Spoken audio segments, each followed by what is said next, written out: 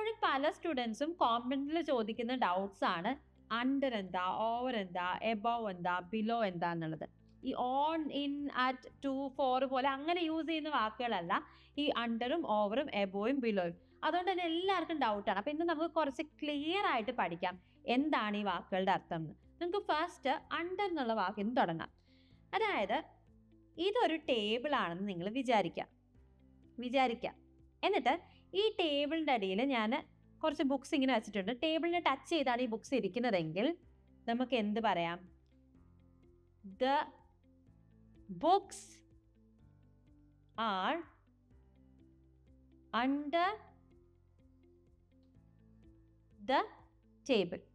ഇതിപ്പം ടേബിളിനെ ടച്ച് ചെയ്ത് തന്നെ ഇരിക്കണമെന്ന് നിർബന്ധമൊന്നുമില്ല കേട്ടോ. ഇവിടെയാണ് ബുക്ക് ഇരിക്കുന്നതെങ്കിലും നമുക്ക് പറയാം എന്താ, ബുക്ക് ടേബിളിന്റെ അണ്ടറിലാണ്. അതായത് അടിയിൽ എന്നുള്ള അർത്ഥത്തിലാണ് നമ്മൾ അണ്ടർ എന്ന് യൂസ് ചെയ്യുന്നത്. മിക്ക കേസിലും ഒരു ഒബ്ജക്റ്റിനെ ടച്ച് ചെയ്ത് താഴെ നിൽക്കുമ്പോഴാണ് നമ്മൾ അണ്ടർ എന്ന് പറയുന്നത്. The books are under the table എന്ന് വെച്ചാൽ ടേബിളിന്റെ അടിയിലാണ് പുസ്തകങ്ങൾ. അത് ടച്ച് ചെയ്തായിരിക്കും ഇരിക്കുന്നത്, താഴെ ആയിരിക്കും ഇരിക്കുന്നത്, എന്തായാലും നമുക്ക് ഓക്കെ ആണ്. അതിനാണ് നമ്മൾ അണ്ടർ എന്നുള്ള വാക്ക് യൂസ് ചെയ്യുന്നത്.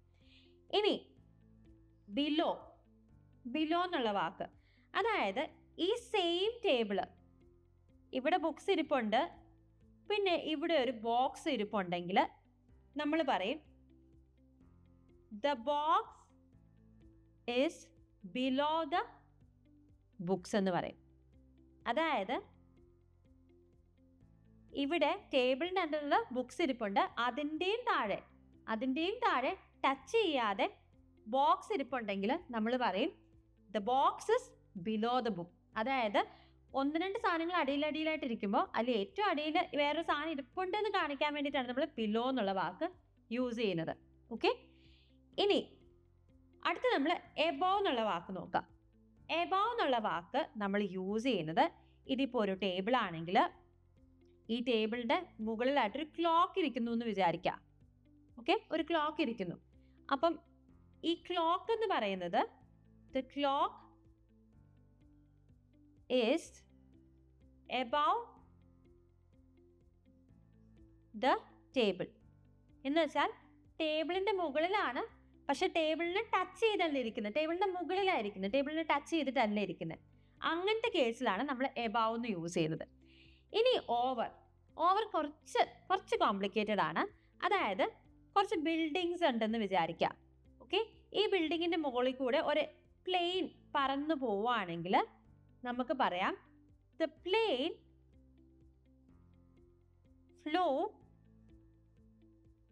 Over the building. എന്ന് വെച്ചാൽ ബിൽഡിങ്ങിൻ്റെ മുകളിൽ കൂടെ പ്ലെയിൻ പറന്നു. ഒരു ഒബ്ജക്റ്റ് മൂവിങ് ആണ്, അത് എന്തിൻ്റെങ്കിലും മുകളിൽ കൂടെ മൂവ് ചെയ്തു എന്ന് പറയാനായിട്ട് നമുക്ക് ഓവർ യൂസ് ചെയ്യാം. വേറൊരു എക്സാമ്പിൾ പറയുകയാണെങ്കിൽ ഒരു പൂച്ച ഒരു മതിലിൻ്റെ മണ്ടയിൽ കൂടി ചാടുകയാണെങ്കിൽ നമുക്ക് പറയാം the cat jump over the fence എന്ന് പറയാം, അല്ലെങ്കിൽ ഓവർ ദ വാൾ എന്ന് പറയാം. അതായത് വാൾ ഇതായിരിക്കും, അതിൻ്റെ മുകളിൽ കൂടി ഒരു വസ്തു മൂവ് ചെയ്ത് അപ്പുറത്തോട്ട് പോയി. ആ കേസിലാണ് നമ്മൾ ഓവർ യൂസ് ചെയ്യുന്നത്. അതല്ലാന്നുണ്ടെങ്കിൽ ഇപ്പം ഒരു ബെഡാണെന്ന് വിചാരിക്കുക. ഒരു ബെഡിൻ്റെ പുറത്തൂടെ നമ്മൾ ബെഡ്ഷീറ്റ് വിരിച്ചു. ഓക്കെ, ബെഡ്ഷീറ്റ് വിരിച്ചു, ഒന്നിൻ്റെ മുകളിൽ കൂടെ നമ്മളൊരു സാധനം വിരിച്ചു. അങ്ങനത്തെ കേസിൽ bedsheet is over the bed എന്ന് പറയാം.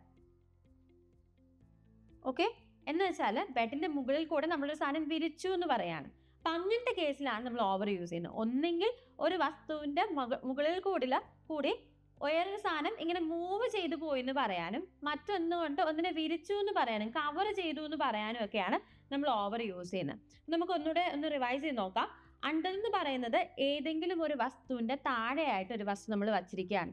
അത് ഇപ്പോൾ ടേബിളിൻ്റെ താഴെയായിട്ട് ബുക്ക് തൊട്ടിരിക്കുകയാണെങ്കിലും അല്ലാതെ താഴെ വെച്ചേക്കുവാണെങ്കിലും നമുക്ക് പറയാം the books are under the table എന്ന് പറയാം. ഇനി ബിലോ എന്ന് പറയുമ്പോൾ ഒരു ടേബിൾ ഉണ്ടായിരിക്കും, അതിൻ്റെ അണ്ടറിൽ ബുക്സ് ഉണ്ടായിരിക്കും, അതിൻ്റെയും താഴെ വേറൊരു വസ്തു വച്ചിരിക്കുകയാണെങ്കിൽ നമുക്ക് പറയാം the box is below the book. അതായത് ബുക്കിൻ്റെയും താഴെ, ടേബിളിൻ്റെ താഴെ ബുക്കുണ്ട്, അതിൻ്റെയും താഴെ ഒരു വസ്തു ഇരിക്കുമ്പോഴാണ് നമ്മൾ ബിലോ യൂസ് ചെയ്യുന്നത്. ഇനി എബോവ് എന്ന് പറയുമ്പോൾ ഒരു വസ്തു ഉണ്ട്, ഫോർ എക്സാമ്പിൾ ടേബിൾ, അതിൻ്റെ മുകളിൽ അതിനൊന്നും തൊടാതെ ഒരു ക്ലോക്ക് ഉണ്ട്.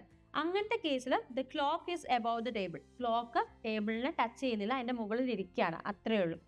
ഇനി ഓവർ എന്ന് പറയുമ്പോൾ ഏതെങ്കിലും ഒരു വസ്തു ഉണ്ട്, ഫോർ എക്സാമ്പിൾ ദ ബിൽഡിംഗ്, അതിൻ്റെ മുകളിൽ കൂടെ മറ്റൊരു വസ്തു ഇങ്ങനെ പറന്നു പോയി അല്ലെങ്കിൽ ഇങ്ങനെ ചാടിപ്പോയി, മൂവ് ചെയ്ത് പോയി. അങ്ങനത്തെ കേസിലാണ് ഇപ്പോൾ പ്ലെയിൻ മൂവ് ചെയ്തിട്ട് ബിൽഡിങ്ങിൻ്റെ മണ്ടയിൽ കൂടെ മൂവ് ചെയ്ത് പോയത് കൊണ്ടാണ് the plain flu over the building എന്ന് പറയുന്നത്. അല്ലെങ്കിൽ ഇപ്പോൾ ഒരു മതിലാണെങ്കിൽ അതിൻ്റെ മണ്ടയിൽ കൂടെ പൂച്ച ചാടി ഇങ്ങനെ മൂവ് ചെയ്ത് പോകുമ്പോൾ the cat jumped over the fence എന്ന് നമ്മൾ പറയും. അതേപോലെ എന്തിനെങ്കിലും വച്ചിട്ട് ഏതെങ്കിലും ഒരു വസ്തുവിനെ വെച്ചിട്ട് മറ്റൊരു വസ്തു കവർ ചെയ്യുന്നതിനും നമ്മൾ ഓവർ എന്ന് പറയും. For example the bedsheet is over the bed എന്ന് വെച്ചാൽ ബെഡ്ഷീറ്റ് കൊണ്ട് ബെഡിനെ കവർ ചെയ്തു എന്നാണ് അർത്ഥം വരുന്നത്. അപ്പോൾ ഇത് വളരെ സിമ്പിൾ ആയിട്ടുള്ള വാക്കുകളാണ്.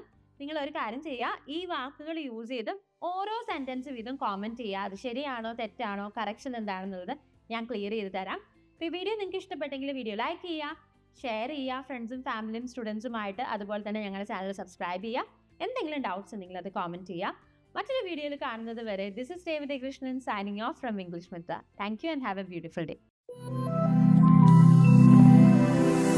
English Mitra. Stop worrying, start learning.